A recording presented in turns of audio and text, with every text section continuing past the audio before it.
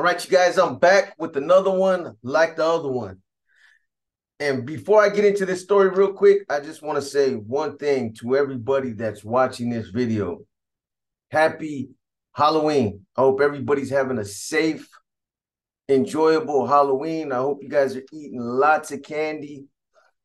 You know, one of the things that I put in the community that, you guys should think about is, Halloween's supposed to be a time where you're supposed to take the kids out. They're supposed to enjoy themselves, go out, and have the experience of being able to walk around in the neighborhood and go up to a house and ring the doorbell, knock on the door, say trick or treat and all that good stuff. I still remember those memories from when I was a little kid, and they're good memories. They're healthy, positive memories, and kids should be doing that. They should be doing that right now tonight. However, as parents, we got to think, about the safety of our kids. And I put this in the community, and it's just advice. You can either take it or not take it. You guys know best how, what you're comfortable with as far as being parents. You make the decisions over your kids. But, one of the things that I think is a good idea when you're taking your kids out and, you're taking them for trick-or-treating and they go out and they get all their candy and they come back home with a bag of candy. Me, myself, personally, I would consider swapping out that bag of candy with the bag of candy that you've already purchased and have waiting. And it's just for a safety issue or a safety reason. That's the only reason why I would, advocate that you do something like that or consider it. Again, Halloween is supposed to be a fun time, but there's a lot of people out there in this world that we live in that don't, have everybody's best interest at heart. They're out to do, bad things. And, there's people out there putting razor blades and candy and poison or sabotage, doing something. So, it's something you might want to think about as a parent, just, for safety reasons. Anyways, let me get to this story. But again, happy Halloween. I hope you guys ate lots of candy. I hope you guys are doing your thing. For the parents that are out there with your kids, I commend you. It's cool just walking with them and just allowing them to have that experience out there. That's what life's all about right there. That's the best. Something, unfortunately, that I missed, when my kids were small. Anyways, so I'm going to get into this story right here. This story right here it's about an incident that took place with 3 Highland Park gang members, youngsters that just barely got jumped in the hood and ended up in prison for life because they glorified that lifestyle. They grew up in families where they had older brothers and, uncles that were out there in that lifestyle. They had uncles, brothers, family members, fathers that went to prison, came out, and they were just in that, they were a part of that culture. They started to see all the things that they were bringing back home. The little things, the tattoos, the way that somebody walks, talks, their mannerisms, the way that, they wear their clothes, all the way down to the smallest detail. Kids are they're like small computers that their hard drives are wiped completely clean. I mean, they're constantly taking in information. They're constantly taking in data, information, things that they see. So, this is all part of who they are. The things that we do in front of them, the things that they see when they're coming up. This is what's gonna make them. This is what's, this is gonna push them in whatever direction, they choose to go in. It's the things that happen in the home, the things that they're seeing. Anyways, that's kind of what this story is about. It's about 3 little youngsters that, they started to see these things, amongst family members, and they started to glorify that lifestyle. They wanted to be a part of it, just like all of us, the rest of us that seen it when we were kids, and then we got somebody brought us down to the neighborhood, somebody introduced us to that lifestyle, and then we had to learn for ourselves. Unfortunately, these guys, you know, their experience ended up being a really bad experience. And, you know, within a split second of making a choice that took literally a couple seconds, it would cost them years and years and years of their lives. You can't unring that bell once you ring it. Once you pull the trigger, once you stab somebody, it's done. You can't take it back. Anyways, so these three little youngsters, Husky, Little Ghost, and Sinner, were from Highland Park. And originally I was going to tell the story. I was going to get into the history part of Highland Park because it's kind of interesting how this gang originated. They basically absorbed a lot of little small gangs, you know, over time, and became Highland Park. Little Tagger gangs, other little hoods, the Dukes, some other gangs that were in the area where Highland Park is, the area that they consider theirs. And over time, they became, you know, a bigger hood. They absorbed more territory.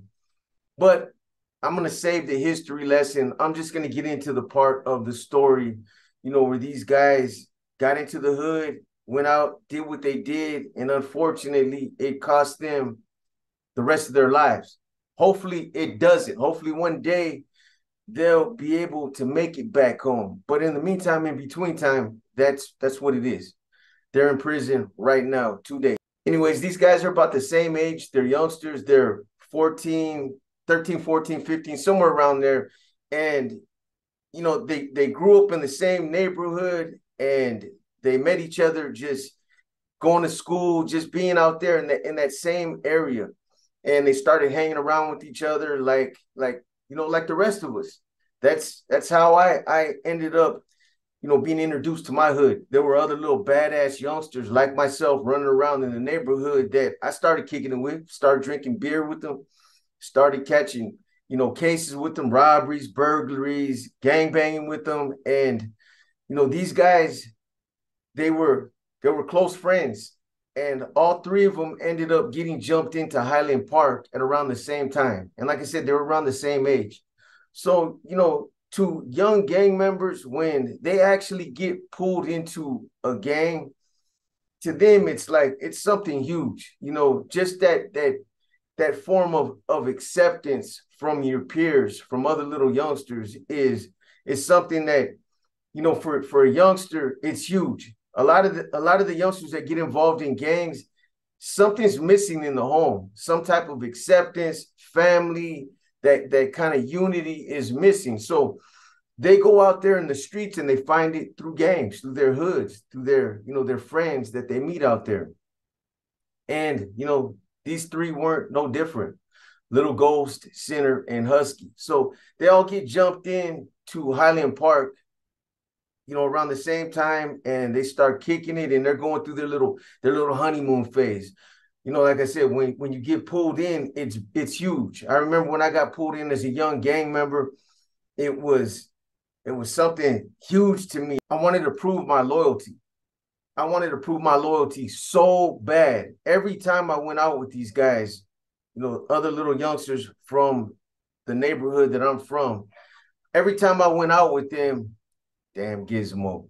It's Halloween, so you got little kids trick-or-treating right now. Every time somebody comes to the door, Gizmo's gonna go crazy. And then, of course, the other ones they go crazy just because he goes crazy. So you guys are gonna hear that. Anyway, so, you know, these three youngsters, they get pulled in, and they wanna show their loyalty to their homies just as bad as I did when I was a kid. Every time I went out with my friends and there was any kind of drama, we were going to jump on somebody was going to get stabbed. We went to another school to go terrorize that school. I wanted to be the one to throw that first punch, or to take a bottle and hit somebody upside the head, or grab the gun and start busting at somebody, because I wanted to prove myself. But I was going through that honeymoon phase, just like they were.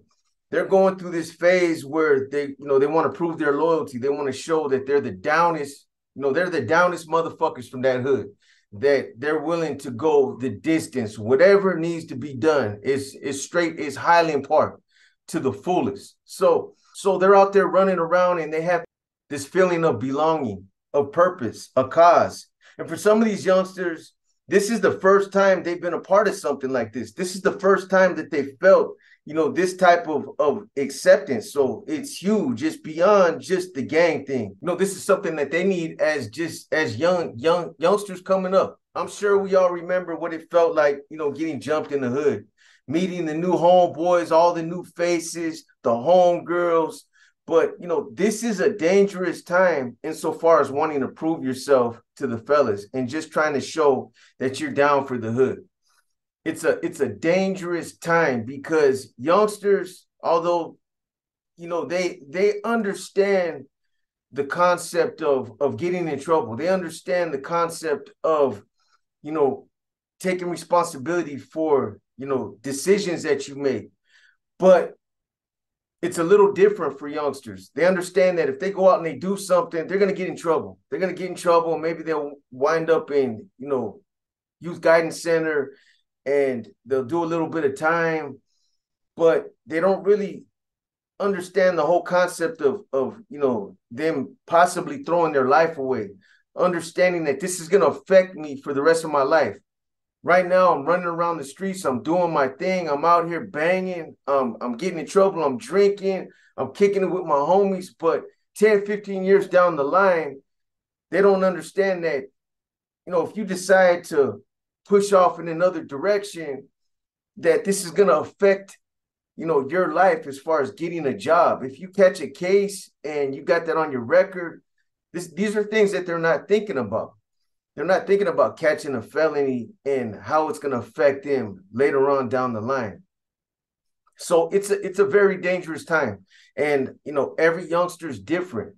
I was a hard-headed youngster that, you know, I wanted to really show my homies that I was down for whatever. When it came to my neighborhood, I was willing to go the distance. And these guys, they obviously were too.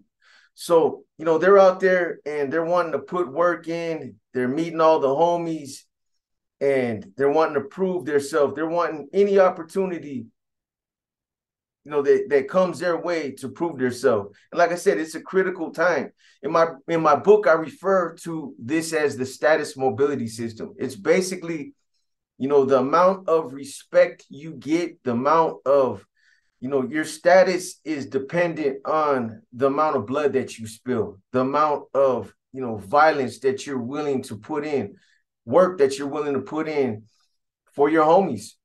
And we're talking about not just street credibility, but we're talking about prison credibility. It's all predicated on the same thing, violence. If you're somebody in the joint that's putting it down for either, you know, the norteños or for the sureños, you're going to get a lot of respect. If you're somebody that's known, like, hey, that motherfucker right there, you know, when it comes time to really getting busy, that fool right there won't hesitate. He'll pick up a fucking weapon and he'll go straight. You know, that cat right there, he won't even think twice. If we need him, he's there.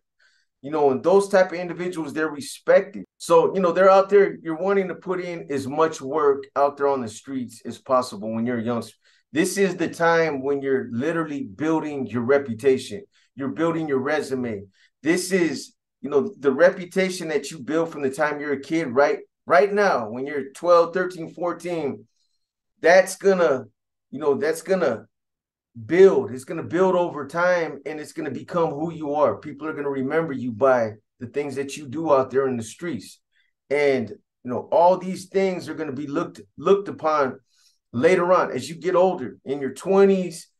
You know, when you get to prison and it's time for you to make a commitment to the NR, you get involved with the NF, or you get involved with the Mexican mafia, they're gonna, you know, your homies from your hood are going to reflect back on the things that you did when you were coming up in the neighborhood. Yeah, hey, as far as Boxer, or as far as Shorty, or as far as Monos, you know, those motherfuckers are solid. You know, I grew up with that cat. You know, he he's always been down for the hood. He's somebody that's always represented. He was out there putting in a lot of work for the hood. And, you know, as far as his name goes, he's good. Homeboy ain't never gave up no info. He ain't never worked with no, you know, law enforcement. He ain't got no paperwork on him.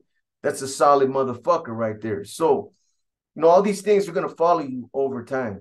But again, you know, you learn early on as a youngster that the more work you put in, the more blood you spill out there on the streets or in prison, the more respect you get, the more status that you're going to get, the more people are going to embrace you. Because, you know, when you put in work and you're somebody that just goes that extra mile and really puts it down, homies are gonna, you know, they're gonna gravitate towards you. They're gonna be like, that's a crazy motherfucker right there. That's my boy. You know what I mean? And now it's like, hey, that's my cousin. You guys noticed that whenever you're somebody that's got a lot of credibility, or you've got a lot of influence, a lot of power, whatever, have you noticed that all of a sudden you got like 10 or 15 cousins, primos, tios, people that are always saying that, hey, that's my tío right there. That's my primo. We're related. It's crazy, but they always do that. So after Husky, Sinner, and Little Ghost got put onto the hood, one night they went out looking for rival gang members, you know, other enemies to earn their bones. And on one of these occasions, they were out looking for blood, and this ultimately led to a shooting rampage. They went on a little shooting spree that, you know, once it started, they just went into go mode and they kept on going until the wheels fell off, literally. So it all started one night in an area that's considered to be a neutral area in Highland Park and the avenues. The avenues are one of Highland Park's biggest adversaries. They've been involved in an ongoing rivalry for a long time. So one night, Husky, Sinner, and Little Ghost, they jump in a van, and their whole objective is to go out and put some work in. So they're out there in the hood and they're on patrol. They're on patrol mode. They're looking for enemies in their neighborhood, areas that are considered to be Highland Parks. They're looking for enemies that are, you know, in areas that Highland Park considers its territory. So they're out there, they're smashing through the hood, they're in the van, and, you know, they're driving up on all kind of cats. They're like, hey, check out that cat right there. You know, he looks like he could be from the avenue. So, you know, they roll up on him, and these guys, they all got straps. So they're out there looking for some blood. And they roll up on a couple cats and they look at him and they're like, you think so? You think he's from the avenues? And nah, that fool looks like a square. He ain't from the avenue. So, you know, they're smashing around looking for cats. You know, they're pulling up on cats. Puro Highland Parque. You know what I'm saying? However they say it. Yeah, those of you that are always banking on me because of my Spanish, it's all good, man. So they're rolling up on these cats and they're jamming them up. They're looking for anybody stupid enough to say, yeah, Straight Avenues on mines, or, you know, any of their other rivals out there. So they spot this one cat. They roll up on this one dude. He's with this lady, and they're just walking. You know, they're not out there fucking looking for no trouble. They're just out there walking. Homeboy's just with this girl, just trying to have a cool night, just trying to be out there kicking it with this girl. These cats roll up on him, and, you know, they jam him up. Hey, fool, hey, where you from, bro? You know, this guy just so happened to be a gangbanger. He knows how shit goes down, and he's smart enough to understand that when cats roll up on you like that, usually they have bad intentions. Probably like 9 times out of 10, 90% of the time, they got bad intentions, especially when they're rolling up on you like that. And, you know, if they roll up on you and they're in a car, you know, there's some things that could be factored in. If the headlights are out, you know, just every scenario is different. But he was smart enough to know that, you know, these fools, they're probably strapped. They're looking for trouble. I got to think about my girl too. You know, if I respond the wrong way, she's going to get it too. So I'm sure he was thinking about all these things when they rolled up on him. But anybody that knows anything about gangs knows that this is what usually happens, you know, in a confrontation like that. When somebody rolls up on you and asks you where you're from, that's what happens either before a confrontation or when somebody starts busting on you. You know, obviously this guy, he doesn't want to get struck with gunfire. He doesn't want no problems. But there's kind of no way to diffuse a situation like that. If you're out there and you get jammed up, I've been out there, you know, at one time I was with my girl and the mother of my daughter, she was pregnant. And I knew that when I got jammed up by some Southsiders right there by 19th and Mission, that I needed to separate myself away from her because it didn't matter what I said. Once they made a choice to jam me up and the wheels were already turning, I needed to separate myself from her because there was nothing I could say to diffuse that situation. It doesn't matter if I was going to say, hey, I don't bang, I don't want no problems, kick back, this is not a good time. It doesn't matter. So I'm sure this guy right here, you know, he was thinking the same thing. He was thinking, you know, it's going to be all bad. I don't want to get hurt, you know. So anyways, when they jammed this guy up with this girl, you know, his girl, she's scared. She's obviously scared, but he turns around and he looks, he sees it's a van and, you know, he don't say nothing. He doesn't say nothing. He just continues to keep walking. But again, you know, these guys already got their minds made up. As he's walking, the side door of the van opens up and all of a sudden gunshots start ringing out. These guys start busting on him. And, you know, there's bullets flying everywhere. Both of them end up getting struck. The guy and his old lady, both of them end up getting hit by gunfire. So the guy that ended up getting hit, his name was Manuel Penaloza, Bad Boy. And this girl, her name was Cynthia Portillo. Bad Boy ends up catching a bullet in the shoulder. And unfortunately for Cynthia, she catches one directly in the head. She was probably dead before she hit the ground. So, you know, they bust on these on this couple, and as soon as they bust on them, they take off. So they cut up out of there and they start driving somewhere in their neighborhood. I don't know what street they were on, but they're in their hood and they take off. Now the adrenaline's kicking in. They're feeding off of each other's energy. Hey, we just got one. I know I hit him. I seen the bullets, you know, as they hit this cat, and, you know, the highness, she got struck too. And, you know, that energy is flowing now and they're feeling good. You know, they're feeding off of each other's energy. But now they want to go put in some more work. So now they're smashing through the hood, and, you know, they probably threw some new clips in their shit, and they're looking for another enemy now. So like I said, Bad Boy, he gets hit in the shoulder. Cynthia, she dies right there on the spot. The ambulance ends up showing up a few minutes later, but Cynthia's dead on the spot. She dies right there. But here's the twist. Here's the twist to this story right here. One of the twists is that this female, this Highland, she was the mother of one of their homeboys from Highland Park, a guy named Lazy. She was the mother of his kids. She was actually the homegirl. This guy, Bad Boy, that she was with when she got killed, that was Sancho. This was somebody she was fucking around with. She was out doing her thing while Lazy was, I don't know where Lazy was at. He's probably in the park drinking with his homies.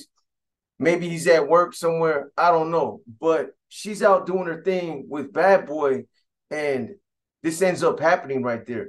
Obviously, when Husky, Little Ghost, and Sinner, when they pull up on these two, they don't recognize Cynthia. It's dark.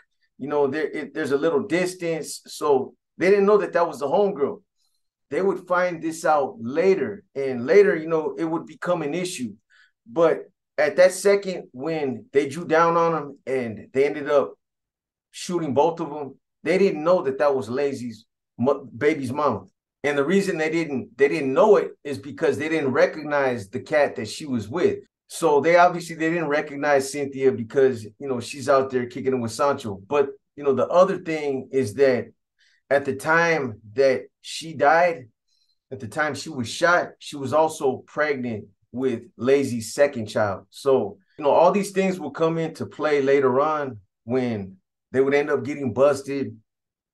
Lazy would find out that, you know, these guys were the shooters, that they killed her, not only his baby's mom, but his unborn child. It would become an issue. But right now these guys, they smashed off. They're looking for somebody else now. They're driving through the hood. Their adrenaline's pumping. All they're thinking about is, let's go find another target, somebody else that we can knock down, so that we can make a name for ourselves. So now they're smashing through the hood again. They're looking for. They're driving up on cats. Nah, this one, he doesn't look like nobody. That one's too young, or what I mean? That's a female. Finally, they end up rolling up on this cat he's posted up at the bus stop. But this guy, he's not just some regular cat that's there, waiting to catch a bus. This cat's a banger. He's a banger, and he's got a banger. So when you're out there in Southern California, you've grown up, you grew up out there in the hood. I talked to a lot of Sureños that, told me the same thing, just in conversations in the past. There's a lot of gang banging in Northern California, but it's kind of spread out, is what I'm trying to say. It's kind of spread out. It happens here and there. It's sporadic. It happens in different areas where there's a lot of gang activity. Out there in LA and different parts of Southern California, you're literally in gang territory from one block to the next block to the next. And you grow up from an early, from a time when you're young, real young, to understand that when cars drive down the street, you got to have your head on a swivel, seriously. And just growing up out there, you learn to watch cars. It becomes second nature.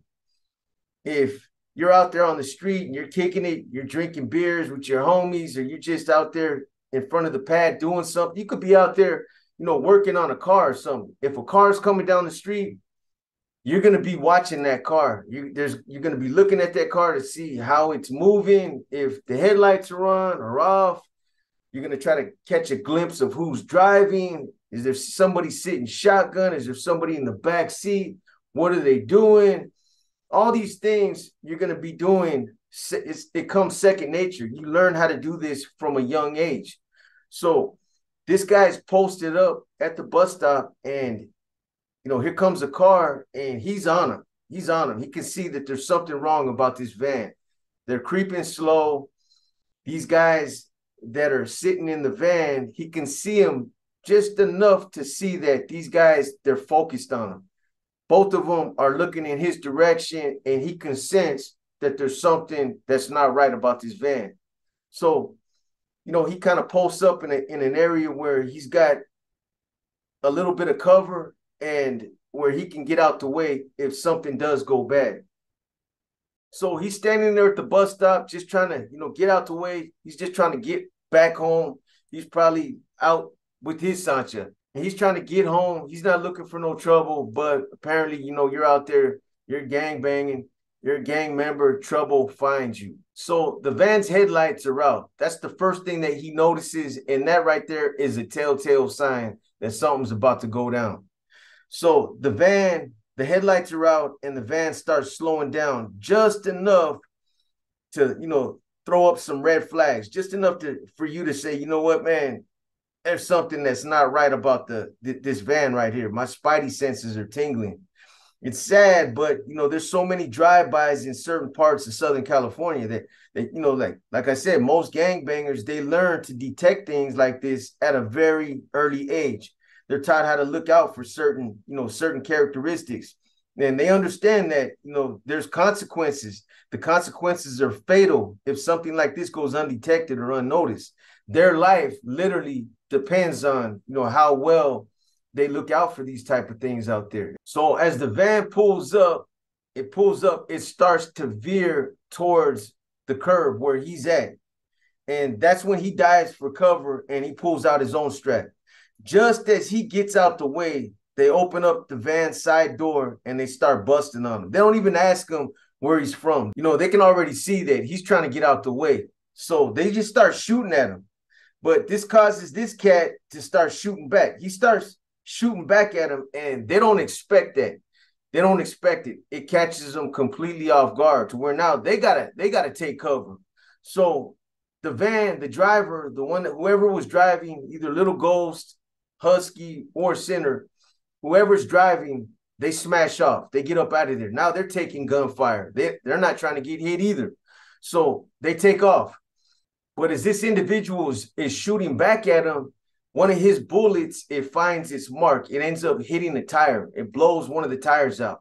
And like I said, these guys literally, they were going until the tires fall, till the wheels fall off. I meant what I said.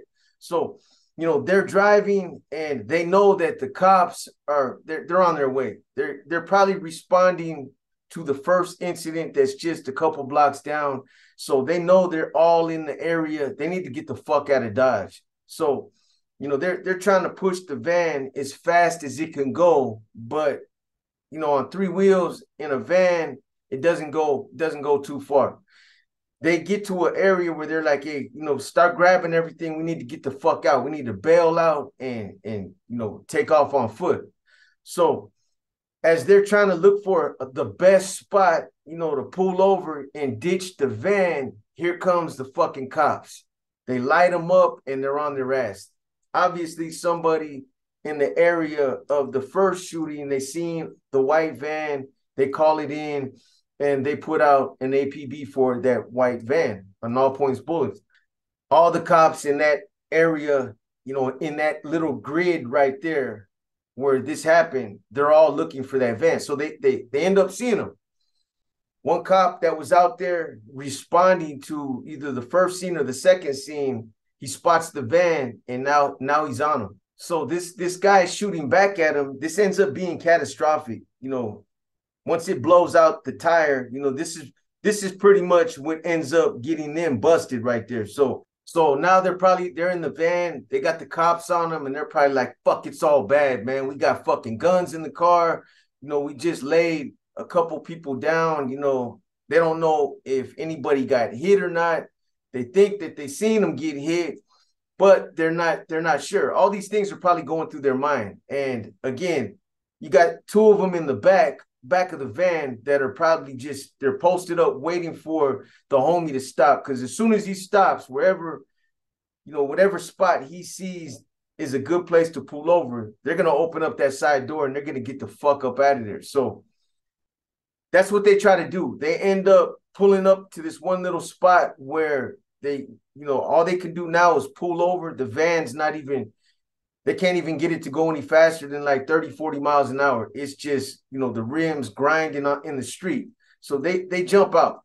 They jump out and they end up, you know, bottom line is they end up getting caught. They end up getting caught. They get arrested. And all three of them end up getting arrested for a double homicide, an attempted homicide, and possession of all the straps that they used in the shooting. So keep in mind, these guys are youngsters when these crimes happen, but they're serious crimes. You know, the fact that they killed a mother that had an unborn child in her stomach, it takes everything to another level. It makes the case a messy case, and that's what ended up happening. The district attorney obviously charged all three of them, you know, as adults, and they try to throw the book at him. I don't know exactly how much time that they got. I know all three of them got washed up, you know, but here's the other twist to this story. So Bad Boy, the individual that was hit in the shoulder, the guy that was with Cynthia, Lazy's baby's mama, he actually ended up on America's Most Wanted himself. About 3 months after this incident took place, he ended up on America's Most Wanted for getting all tweaked out. He killed two of his homeboys and he threw them in the trunk of his car. Then he was driving around out there for who knows how long. He was driving around with their bodies in the trunk of his car. He went on one of those meth trips where he was up for 3-4 days. He was out there hallucinating, seeing shit, and he tweaked out and killed his homies, threw him in the trunk, and then ends up ditching the car somewhere. The cops find the car. They find the bodies in the car. That's when they put him up on America's Most Wanted. So he would end up getting caught up later as well.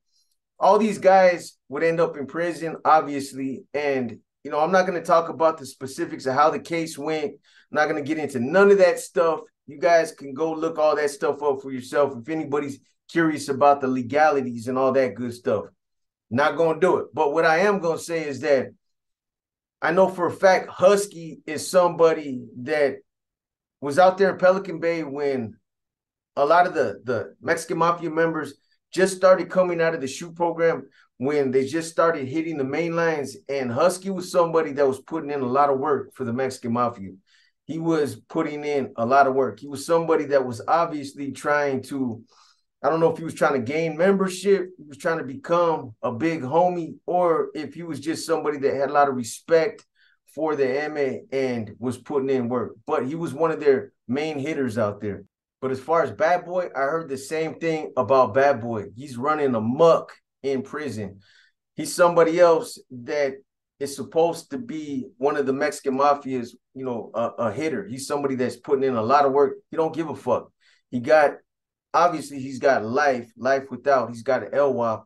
The only other thing that I will say is that I can tell you guys that Husky and Little Ghost, they're out there running around on the main lines right now. They're still out there running around doing their thing. They're still active. As far as Center checked in. For what reasons, I don't know. I'm not going to get into it, but I can tell you guys that he checked in. And, Center was in High Desert for a while, for a couple of years. I don't know what time frame he was up there, but he was in High Desert and he killed his celly, a cat named Chilo from Harpies. So, Center, obviously he picked up another case for killing his celly, but all three of these guys, they went to prison as youngsters, and it was all predicated on making some split decision choices when they were youngsters.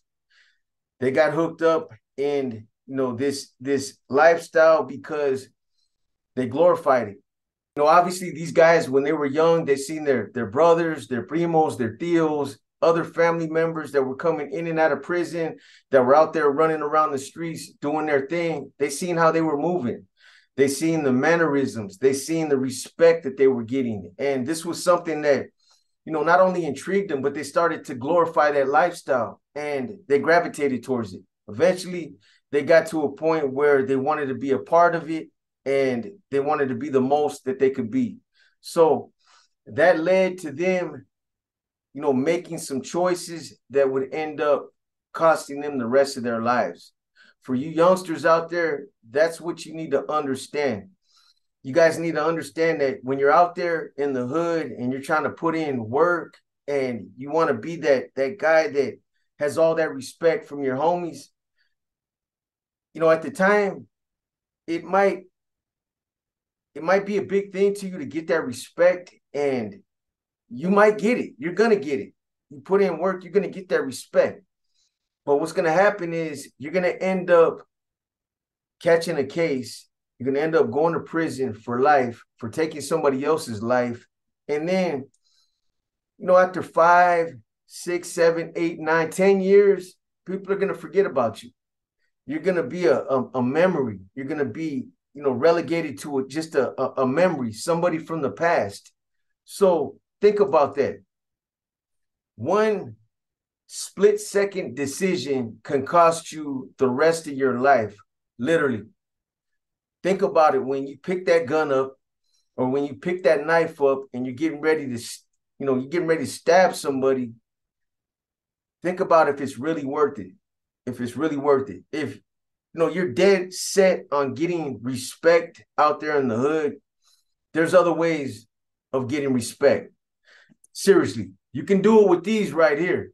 You don't always have to pick up a gun. You don't always have to pick up a knife. You can do it by being somebody that's known for throwing hands, and you can get that same respect. So just think about that.